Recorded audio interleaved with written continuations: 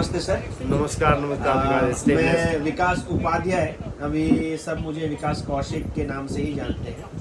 तो सर हमारे गुरु हैं। जब हम बचपन में ईटानगर में थे तो केंद्रीय विद्यालय में सर ने हमको पढ़ाया है। आज उनका दर्शन करने का सौभाग्य हमको मिला। तो सर से मैं आज इस समय चाहता हूँ कि कुछ जो यादें, कुछ स्टूडेंट के नाम जो सर को याद रहे अभी भी, और उस समय जो वहाँ का अनुभव थोड़ा सा प्रकट करें।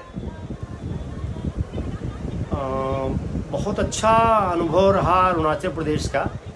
पहाड़ों की वादियों में बसा हुआ शहर है। वहाँ कुछ खट्टे मीठे अनुभव रहे, विशेष करके जैसे वाटर क्राइसिस वहाँ रहती थी, लेकिन बच्चों की संख्या वहाँ कम हुआ करती थी।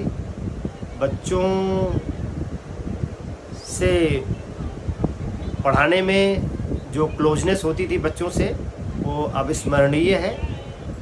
कई बच्चे वहाँ थे जो अच्छी अच्छी जगह पे गए हैं, जैसे अरुण ज्योति दास, पूर्वासा विश्वास, ज्योतिमाई डोले और कई बच्चे हैं जो निकले हैं।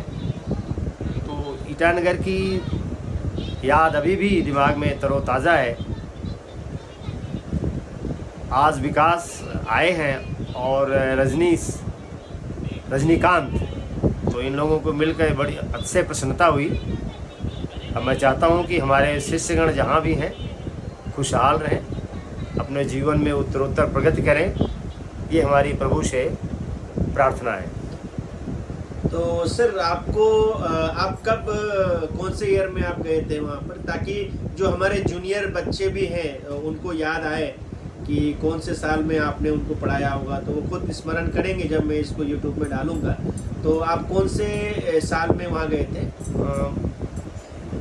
मेरे प्यारे बच्चों, मैं 29 नवंबर 1994 को मैं केंद्रीय विद्यालय नंबर 2 में ईटानगर में ज्वाइन किया, और वहाँ मैं 9 अप्रैल 2002 को मैं वहाँ से रिलीव हुआ। मेरा ट्रांसफ़र वहाँ से केंद्रीय विद्यालय टैगोर गार्डन दिल्ली में मेरा ट्रांसफ़र हुआ, और उसके बाद फिर मैं टैगोर गार्डन से सेक्टर 5 द्वारका दिल्ली आया।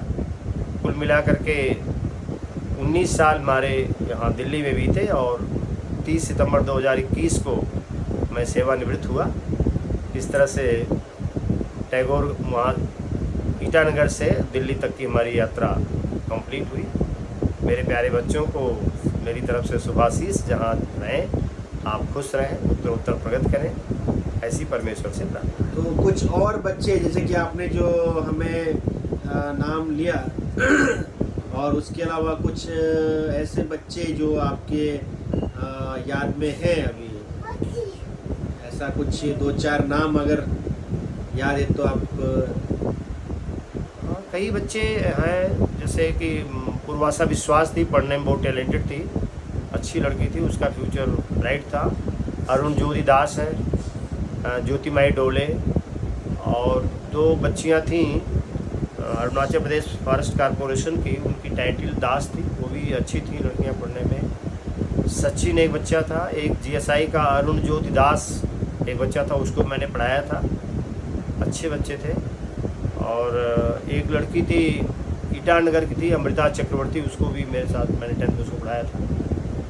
तो ये बच्चे जो कुछ हैं मेरी स्मृति में अभी तक है ये बच्चे, और अभी तो बच्चे ना स्मृति में नहीं है इसमें।